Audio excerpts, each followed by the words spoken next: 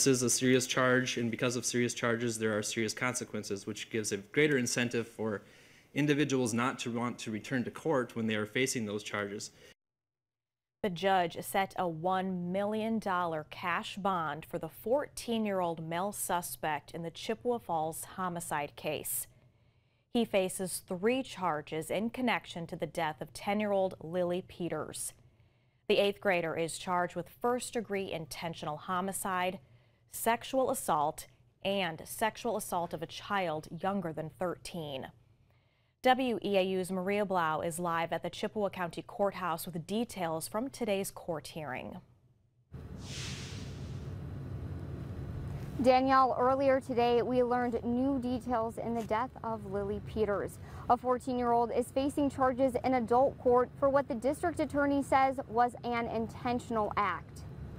In a Chippewa County courtroom Wednesday, District Attorney Wade Newell described for the first time what law enforcement officers say happened to Ileana Lily Peters in that wooded area between North Grove Street and the Liney Lodge parking lot.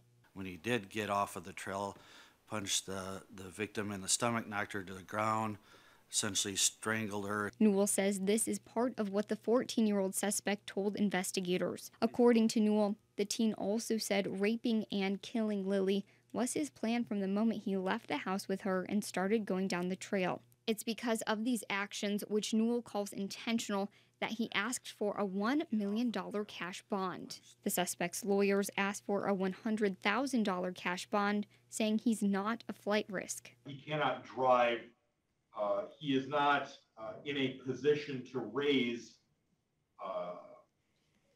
much money, frankly, at all on his own.